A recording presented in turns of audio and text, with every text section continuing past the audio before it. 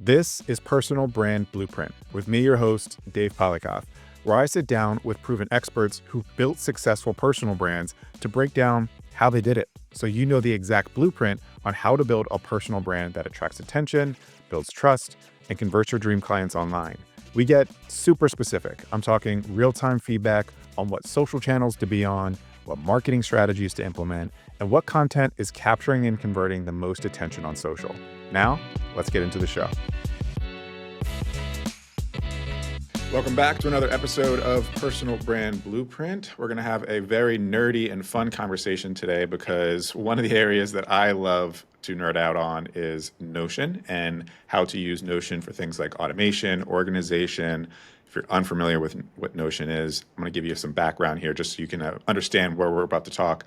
So Notion is like if you had made a combination of like Excel sheets and Google Docs and automations, et cetera. You know what? I'll end up passing the mic to my guest today and he'll tell you a better definition of it. So today I have Phil Simon, 14-time award-winning author, dynamic keynote speaker, ghostwriter, and Notion developer. You can catch him at philsimon.com or at racketpublishing.com. So Phil, welcome to the show.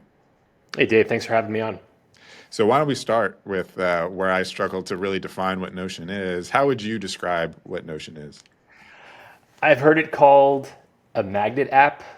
I wrote a blog post on my site, philsimon.com, about it being like a lot of these no-code, low-code tools, an amoeba app. So they're constantly forming. And every time you try to put baby in a box, Notion will launch something and go, oh, I guess it can do that too. But I guess if you just look at the Notion logo of it being a cube, and Ivan, the co-founder and CEO, has talked about being obsessed with Legos, you basically can build stuff without knowing how to produce Legos. You can just build on top of them. You and I geek out on the advanced capability of it, particularly things like automation, because you really can just hook it into just about anything through something like a Zapier or Make.com, or I know you're a big N8N fan, and you can really, the sky's the limit. The world's your oyster. It's, especially with AI, probably going to get easier to explain what you can't do through Notion than what you can. But yeah, I guess if, to your point, if say Microsoft Access and Google Docs had a baby, it might look a little bit like Notion. What's the one way that you're using Notion to organize or grow your personal brand? I'd say that it hinges on the project. If I'm ghostwriting a book with a client, I built this system on top of Notion called Racket Hub, and it takes the entire process of writing a book and breaks it down because it's such a massive effort to write a book, and there's so many aspects to it, whether it's the nonfiction book, the idea, the personas, the cover, the title, the subtitle, the synopsis, the actual ebook files or audiobook files. It quickly becomes difficult to track all of that. If you try to do that through email or a spreadsheet, good luck with that. I guarantee, especially when you think about working with other people, someone's going to miss something and you're going to have an editor saying, you mean I spent 8 hours editing the wrong version of the manuscript? So Racket Hub breaks everything down into digestible pieces, and because I stitched it together pretty tightly, it also has got some pretty neat graphs. So hypothetically, if you or I were working on a book together and we laid out the table of contents with, say, 10 chapters, we'd say, well, how much research have we done for chapter 2? Well, none. We probably don't want to start on chapter 2 yet. But if we've got 216 sources in chapter 8, that's probably a little too much. So it's just a systematic way of tracking every aspect of even things like blurbs for books, which doesn't sound like much, but it turns out to be a giant pain in the ass. So you can create a Notion form and send it to someone, and then that goes into the Notion database. And then you don't have to worry about, oh, wait, this person emailed me this, and oh, yeah, he texted me that. And then before you know it, again, it just takes 10 times as long as it should. So the way I try to explain it, it's a little bit about conceptualizing the book. And once you get it, it all makes sense. But at first, it might be a little overwhelming. But there's a method to the madness. And the benefit of the system is that the question quickly changes from where should I put this, because the answer is always Notion, to where should I put this in Notion. And then people start getting it, and then before you know it, we quickly have everything. And I think it's just a better way of doing it. Yeah. I mean, I personally, as you know, use Notion to manage the podcast and the guests that come on and all that. And every time I book a new guest for the podcast, they get a dedicated page into like a database of guests that have been on, and I categorize them and organize all the information. I know you left some notes in the page we had together about how to optimize this process. So one of the ways, I mean, you mentioned it already, is like you can create forms that people can fill out or yourself can fill out. You know, it could be use cases, could be maybe like bug tickets, or maybe it is a Sure. questionnaire for your clients or internal guests and all that kind of stuff. And then that'll automatically get put into like these fields within an entry in your Notion database. How should we be thinking about this from like personal brands? How can we use some of the functionalities similar to that to like organize our content, organize our tasks, our clients, etc.? I mean, a lot of people are comfortable with checklists, and I was having this discussion with someone recently. I said, "Look, there's nothing wrong with checklists, right? Whether it's a piece of paper and Notion, if that works for you, great. But there are limitations to checklists, right? For example, you really can't put dates around them, or you can't put a status around an item in a checklist. Well, then you get to Notion database and specifically task databases, and before you know it, oh wait, I can represent databases in Notion calendars. So it might feel contrived from somebody else, but people who basically are on either one of my websites or talk to me for more than 3 minutes realize that I'm a bit of a geek. So for me, Notion is very much on brand. Going back to your Notion setup, I did think it was solid. I would only recommend using forms because if I filled out your page and skipped key information, it would still take. Now, you might say that's a feature, not a bug. I would argue that if you want from every guest them to fill out certain things, you make them required. Well, as you know from filling out web forms for a while, just like myself, you can't submit that form unless you have entered something. It may not be the right image or email address or whatever, but at least you're acquiring something. So I think the beauty of Notion is that it removes this layer of complexity for people who have nothing, lack any kind of knowledge about databases and relations and all that. I mean, you can definitely get a lot of mileage out of simple Notion. And as a Notion developer, you can hide a lot of that complexity from people. So if you set up a template and say, look, this template will fill out this form and populate these fields or kick off this notification, you don't have to know that under the hood, you've got a bunch of complex formulas and if-then statements and things that just typically go over people's heads. But I think I gravitated towards Notion because I had worked a lot with Microsoft Excel and Access, and this is really just an extension of that. Notion's got its own terminology, so I always think of database fields and records, whereas with Notion, you've got properties and they keep talking about rows. It's not incorrect, it's just not the way that I conceptualize it. So with any other tool, as you know, you have to figure out the way that they describe things. Yeah. So you at the beginning of the podcast or before the podcast, you mentioned that there's kind of three areas that you really focus on or kind of worked around. I think it was what author, speaker, Notion. Is that correct? Yeah, that works. Yeah. So how would you kind of define your personal brand? Like what's kind of the one thing you want people to associate with you?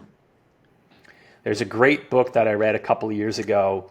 I'm forgetting which one, but the quote stuck with me, and it was something about how one coder said, I can code better than any writer, and I can write better than any coder. And it's this notion of Pareto, no pun intended, of Pareto optimality, the fact that you're never going to be the best or great necessarily at everything, but are you a good enough writer? I think of a pretty good writer, pretty good Notion developer, pretty good speaker.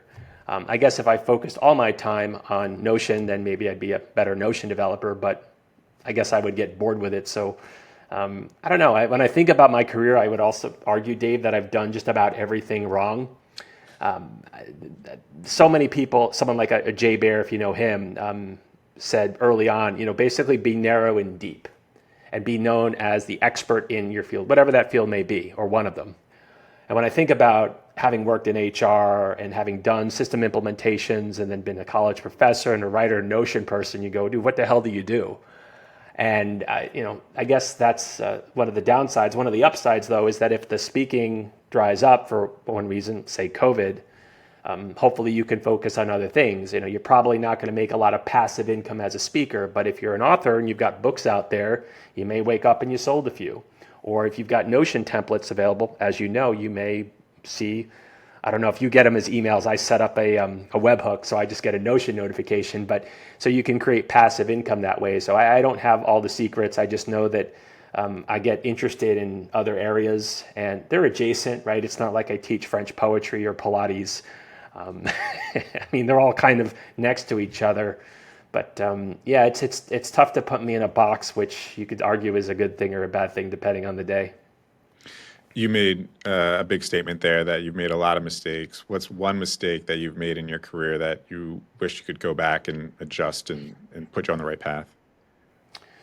Oof, I probably wouldn't have received a master's in industrial and labor relations and started working in human resources, because in a way it was perfect for me, because I could do a pivot table in Excel or a VLOOKUP and people would go, whoa, right? It was like I invented the computer. So it's kind of like being the hottest guy in an all-girls school. Not a lot of competition. So that probably wasn't the best path for me, but it felt right at the time. And it's interesting. I was just listening to a podcast with, I don't know if you know Ethan Malik, the co-intelligence guy, Substack, a lot of followers, MIT professor, AI guru. And he was talking about the successful adoption of AI and how it's probably not going to stem from technical reasons. It's going to stem from cultural ones or organizational ones, personal ones. So AI can do something. That doesn't mean that we automatically go out and do it.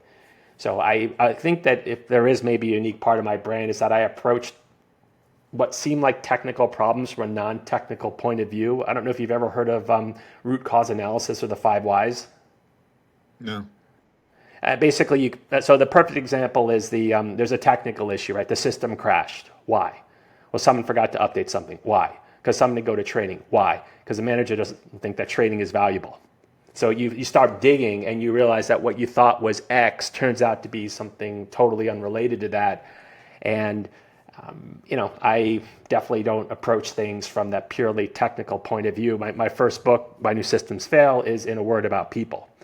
Very rarely was it a software bug. It was a lot of those things that I just mentioned. So I probably picked the perfectly wrong things to study in school, but I think it was Kierkegaard who said, life must be lived forward, but understood backwards. Love that quote. So you, I think, are a highly technical person. I mean, Notions, to be a Notion nerd means that you really love to kind of dive in there and figure out, problem solve, etc. And a lot of times I feel like highly technical people then struggle with being able to translate their information into like content, communication, etc. Have you ever dealt with that problem, or like how do you kind of best translate highly technical things into a communication package that your audience can actually consume? Yeah, I'm glad that you asked that, because you're right. A lot of techies are terrible writers. They are smart as hell, but they can't explain what they're doing. I'm pretty sure it was Einstein who said if you can't explain something simply, then you don't understand it well enough. And I remember being a software consultant in the aughts and looking at technical documentation and going, what the hell does this even mean? You just see this horribly worded sentence with 18 clauses in the passive voice, and you're just going, what did I just read? Or even when I started writing business books, of course, I would read a bunch of them and say, why is author X making this so complicated? So I like to think that I'm a decent writer specifically because I avoid that. And have you ever heard of the curse of knowledge? I can probably guess at where it would go, but not specifically. Okay, so for readers who hadn't heard of it, you can, of course, Google it. But if we're attorneys or doctors or podcasters or Notion geeks, you naturally assume that everyone knows what you know. It doesn't stem from arrogance, it stems from ignorance. But then when you write to your audience and your audience isn't a Notion expert or a Riverside expert or whatever, then it goes over their head. And yes, they can Google stuff or translate stuff, or now with AI, you can basically say, my personal Notion agent now has got this very long list of directions when I get a valuable but poorly worded newsletter. Say, okay, translate this into a language that I'm comfortable speaking or reading. So it's important to realize that. And I mean, that's why if you're blogging or putting out a YouTube video, you could say, hey, if you want to go much more deep into this, then here's a link, or here's a podcast link, or a video link or something. So it's tough, though, to know your audience. We were talking before about how it's difficult to know in advance if you're putting something out if it's going to be successful. I would also argue that sometimes you don't know where things are going to land. Upton St. Clair, who wrote The Jungle, famously said, it's one of my all-time favorite quotes, because it was supposed to be a book critiquing capitalism, and it led to the creation in the US of the Food and Drug Administration. So his quote was, "I aim for the hearts and I hit them in the stomach," which is such a great line. And I can remember in 2012, I think, doing a keynote at both a postal conference and at a real estate conference about my 2011 book, The Age of the Platform, How Amazon, Apple, Facebook, and Google Have Redefined Business. If you told me when I was writing the book that it would take me into these strange places, I'd say you're crazy. So you don't really know that, and it can be kind of a leap of faith if you're doing a podcast or a blog post, much less writing a book, if it's going to land, much less how. So to borrow a page from Jeff Bezos, he would famously say, do things for the internal rewards, not the external ones. Of course, you want this podcast or your book or your Notion template to do really well. Maybe it will, probably won't. It's crowded out there. I mean, if I build a Notion template on venture capital trackers, which I've done, I like to think it's good. It's certainly not the only one that's out there. And now with AI, you can probably just at the Notion prompt say, and this is probably true with Coda and Microsoft Loop and some of the other Notion imitators, maybe people don't buy templates in 3 years, right? Maybe they just ask AI to create an expense tracker and boom. Yeah. It's scary out there how much, well, my big thing is, a lot of times with my clients, I'll be talking to a potential client, and sometimes it'll come down to, I'm going to go to ChatGPT and have them write up a content strategy for me, or create some topics that I'll just take and record myself on some video content and publish that. And it's like, to a degree, AI, ChatGPT is a really great tool to help you conceptualize some things. But I think it's like what you do with that information is still really important. And I think people kind of fumble the execution of things. So like we're getting a lot of great information from ChatGPT, but that's like a quarter of the battle. It's the 75% of the other part of it is the execution, what you do with that information. Yeah. And I think that's where we're just information overload, but execution, we're falling flat. I would agree. There's also the accountability aspect of it, right? So if ChatGPT steers you wrong, and LLMs have been known to hallucinate once in a while, don't tell anyone because it's a little secret, right? Yeah. But no, I mean, I do think that there's something to be said for the service provider who not only guides me in the right direction, but I can hold accountable. Hey, you're supposed to give me X, you didn't. What's up with that? Also, what do you think about this? I mean, I don't see a choice. A smarter person than myself once said, so AI is not going to take your job. Someone using AI will. And, I mean, I don't know about you, but I probably spend an hour a day just reading or watching videos on new features. And I've never seen anything like it just every day. I mean, today Claude launched, what do they call them? Skills. Did you hear about this? No. So you can find them on GitHub, but if you're on a premium plan, think of it almost kind of like the ChatGPT equivalent of apps.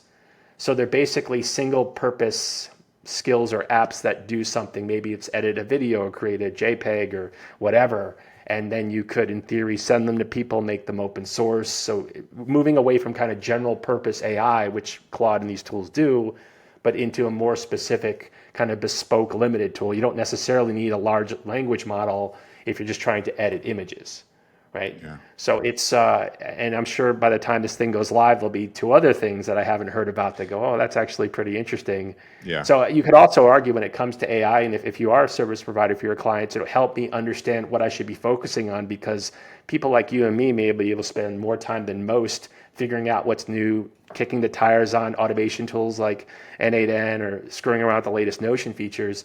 A lot of people have got day jobs. Yeah. So where am I going to find time to learn this thing, implement it, test, tweak? Right. Yeah. So there's something to be said for, I guess, curation. And I don't know if you ever read the book by Barry Schwartz, The Paradox of Choice. Fascinating book. Basic premise of it is that there's so much out there now thanks to the internet, or I should say the web. And Chris Anderson talks about this in his book of The Long Tail. It used to be that people went to a bookstore and they'd see 50 business books and they'd pick one. Well, now you go on Amazon and you can find, 5 million or whatever the number is. So people don't want to make the wrong choice. This is why things like social proof are so important. I noticed that as a woman who was going to work with me just put out a book. She went in a different direction. That's fine. I'm not the first time a woman has said no to me.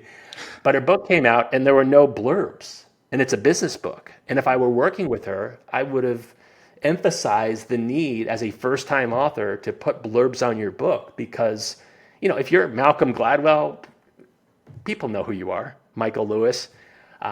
You're not. So it's just people want basically more confidence that they're buying something they won't regret. And forget 15 or 20 bucks for a book, the time to read it. Mm-hmm. So it's an interesting point. Even if there is a tool out there that's better than Notion, and maybe there is, will that tool be around in 6 months?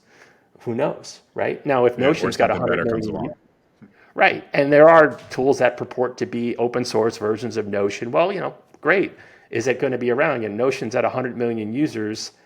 I'm pretty sure that it's going to be around in 2 years. I could be wrong. Yeah. Right. But we want we want proof that we're buying something that'll solve the problem, but it'll be there in a year when we have another problem.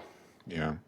Well, you have seems like a large a lot of experience with books, which actually leads me into our next section, because this section is called What's One.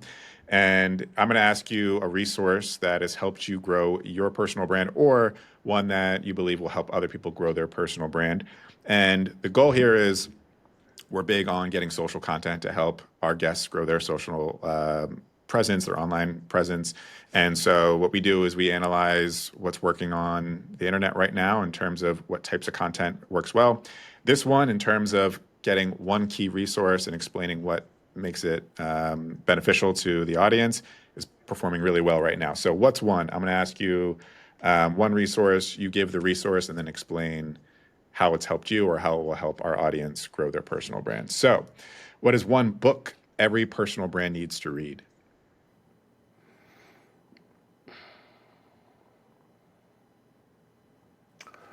I will go with The Signal and the Noise by Nate Silver. It's a lot about Bayes' theorem, which sounds a little bit wonky, but in reality, it's about probabilistic thinking.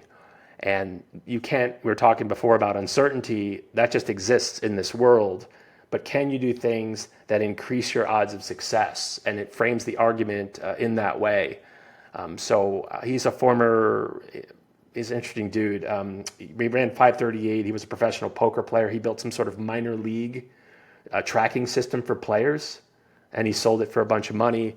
But I think a lot about how we all want the quick answer, right? The dopamine hit, right? If you go to Inc.com, I used to write there, you saw, all these listicles, right? The 5 ways to do this, the 8 ways to do that, the six mistakes to avoid. I get all that, but that's kind of empty calories. And I think a lot about how you're learning from your mistakes and making better bets. So when it comes to books, there's a lot you can do wrong. And I can't guarantee, getting back to the previous example, that this woman who put out a book without any blurbs doesn't have the book sell a zillion copies. It could. But if you give me option A, the book with blurbs from reasonably prominent people, and B, the book without them, if you said which one is probably going to do better, I would bet A any day of the week on twice on Sundays. So Signal and Noise has stayed with me for a long time. What is one tool every personal brand needs to use? I guess the obvious answer is Notion or something like it. I just find that the tool sprawl is completely out of control. There was an Okta study that came out about 3 years ago that the average organization used something like 70 different web services. Oh, you saw this one? Yeah. And there were some larger ones that used twice as many. So you wind up with people spending, I've seen stats that people spend 2 hours a day trying to find files in email or Google Drive or Dropbox or whatever. If you keep everything in a Notion or Coda or Loop or something like it, then that's where it is. Now that might not be practical because you might use Oracle as your ERP system, or you might use QuickBooks or something like that. But to me, if I can use, I don't want 15 different tools holding 15 different things. It's just not easy to find stuff. Plus, you're also probably paying for extra subscriptions. So I would find one of these, to get back to your first question, magnet apps or amoeba apps or whatever, kick the tires a bit. And again, you won't be able to eliminate everything. Certainly when I'm working with clients on ghostwriting, most of what we do is in Notion, but I write the actual manuscript in Microsoft Word. But I'd rather use 3 tools than 33. What's your favorite quote? Gandhi, action expresses priorities. Why? 3 words, but you could write a book about that. And when people say, I'm too busy to go to the gym, or I'm too busy to write that book or whatever, no, they're not. They just have other things that are more important to them. And that's totally fine. They're taking care of their kids. They're, whatever, playing with their dog, whatever's more important to them. But I tend to think that if something were that important, you would have done it over the last 5 years. And why not just free yourself from that mindset? And if you're not into personal fitness, you don't have to be, right? But, cancel your gym membership if you're not using it. Love that. All right. This one is going to be this versus that, or this or that. I'm going to list out all of the social platforms. You tell me which one has been the most beneficial to you getting attention and driving new interested people into your marketing web. So I'll say this one versus that one. You'll choose one, and then I'll pin it against another social platform. Yeah, you're going to do a round robin bracket type NCAA tournament thing, right? Yeah, exactly, right? We'll see who the winner is here. So Twitter/X versus Instagram. I'm not on either at this point. I used to be on both, and I at one point I think had 7,000 or 8,000 Twitter followers, and got to see some cool retweets from famous people, some interactions with folks. In fact, one of my very favorite bands, Marillion, they tweeted something like, "We finally got to 30,000 followers. We should say something interesting." And I think I responded with, "You've been saying something interesting for 30 years," and they liked that, so that felt good. But I've been off Twitter ever since Musk took over, and I don't hold. I mean, I know they can be beneficial. Also, authors, things like book talk and all that. But these days, I'm not on either of those. So I guess if pressed, I would say Twitter. But it's just gotten so toxic and irritating that I haven't tweeted in I think 3 years. Twitter or LinkedIn? LinkedIn. LinkedIn or YouTube? Probably LinkedIn. With YouTube, and we were talking about this earlier, I actually have a couple of times spent good money on a videographer to do a book trailer, or before a talk I did at Zappos in Vegas in 2015 on my book on communication. I flew in my video guy, and he filmed me talking at Zappos, so it was really professional. We did a couple of kind of off-the-cuff videos, and he made them look amazing. One I think got 15,000 views.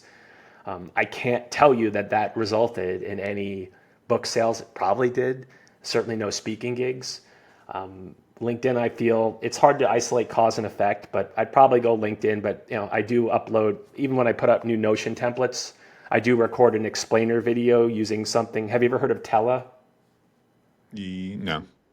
It's a little bit like Loom, but it's just really neat. And I'm now a professional videographer, but I get annoyed when I watch YouTube videos and you have to squint, because if you're on your computer, you hit Command or Control plus, and you can make it easy for people to see. It kind of gets back to that curse of knowledge. I can see it. Why can't you? Well, because I'd have to basically put my nose to the screen. So I will use YouTube for those purposes. And also, I met, in Notion world, Thomas J. Frank.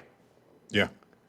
I actually got to meet him at the Make conference about a month ago, and I said, I know everything is free here, but dude, you basically taught me Notion over the last 3 or 4 years, so I would definitely buy you a drink. And he was flattered at that. So it's not just for broadcasting us, also for receiving. But I would probably go with LinkedIn, but YouTube certainly is beneficial, even though I can't pinpoint cause and effect. LinkedIn or TikTok? I've watched a few TikTok videos, but I haven't been on it, so I would go with LinkedIn. But I know a lot of authors. I don't know if you've ever heard of book talk. It's this whole culture. Yeah. So there are people who, and I'll never forget this. I think it was 3 years ago. I was initially kind of dismissive, Dave, of TikTok as just something for cat videos or whatever. And there was this woman. Did we talk about this a month ago? Sold something like in one day, $100,000 worth of Microsoft Excel courses. And I'm going, I'm sorry, did you just say TikTok? Who the hell is buying Excel? What do I know? Don't sleep on TikTok. Evidently not, and I guess the legal situation is going to resolve itself one way or the other. But I know some people swear by it, and I'm also a little afraid of addiction on those kinds of tools. The Wall Street Journal did a piece, I think 2 years ago, about how if you gave them 8 minutes they can basically figure out what you want. It's this insane psycho algorithm, I'm not actively on it. But I know a lot of people are, and they've done very well. So I just because it doesn't work for me or I choose not to use it doesn't mean that it isn't uber useful for lots of people. LinkedIn or Facebook? LinkedIn, again, I feel like it's more civil, but that's also hurt me from a marketing point of view or a branding point of view. There are people I just don't keep in touch with anymore because I quit Facebook after Cambridge Analytica hit in 2017. So it's hurt me in terms of marketing or branding or book sales, but I feel like it's also made me healthier and not getting really angry at my phone or people I thought were my friends. So I guess at some point life's about choices, and I chose my sanity over selling a few more books. Love that. So, all right, last one. This is called Finish the Hook. I'm going to give you a popular hook that is working well online right now. You're going to say the hook and finish out the thought. So Okay. the hook is, if I had to start from scratch, here's the one thing I would prioritize to regrow my personal brand. Oh, wow. I have to think about that one. I don't know, maybe picked fewer areas. I have had a few people, or maybe focus on 3 or 4 as opposed to 5 or 6. There were times with my website, I thought I could offer way too many services. And in hindsight, I probably should have been not necessarily 1 wide and 10 deep, but maybe not try to spread myself so thin and going maybe 5 or 6 wide and 5 or 6 deep. I will say this, I'd rather get used to learning something new like Notion. I hadn't heard of it in 2020, but when I started to hear rumblings of it in 2021, I said, this might be worth checking out. And before you knew it, I was all in and, making part of my living based on it. So I think that the danger of saying, and there are people who do this, right? I always wanted to be a lawyer, now I'm a lawyer. Cool. I just haven't been that way for whatever reason. So, but I may have overdone it a little bit, which wouldn't be the first time. I can certainly relate in the sense of being multi-passionate and wanting to kind of sink your teeth into different projects, different niches. So I commend those who were like, I just wanted to be an accountant. I just wanted to be a lawyer. I focus on that. And then it's my day job, 9 to 5 as a lawyer. And then I can go home and spend time with my family and just focus on that. I'm like, no, give me another project. Give me something else to sink my Yeah. teeth into. You ever hear of David Epstein's book, Range? I think it's the subtitle is Why Generalists Will Rule the World or something like that. It's worth checking out. And it's very much along these lines of how, if you only are an accountant and AI can automate accounting, then what are you going to do at 40 years old if you've got to feed yourself and your family? So people like us, in theory, should be better able to withstand some of the changes. Plus, we're not trained to just do one thing. But I don't have all the answers. I'm not that smart. I think a lot about what I said before with Nate Silver's book and how, he says this in the book, trust the process, not the outcome. So if you're at a casino and the dealer's showing a 6 and you've got 20 and you want to hit, go right ahead. You might pull an ace and get 21. The fact that worked for you should not convince you that you're a good blackjack player, because 99 times out of 100, you will lose and probably get everyone at the table to get up because you don't know what you're doing. Right. So hopefully enough of the experiments are successes that I can do okay. But if I have any other advice for the listeners, it's just that, and other people have said this, success isn't linear. If I were so smart, I wouldn't have got the degrees I got. I wouldn't have gotten the kind of work I got. I guess that's part of the fun, figuring it out, right? And coming across other smart cookies and Notion geeks. It was actually fun being one of the older people at the Make conference, because there were people half my age. And I said, you know what? Rather than be intimidated, I think it's actually kind of cool that I could find another person my age, give or take, and go, you know what?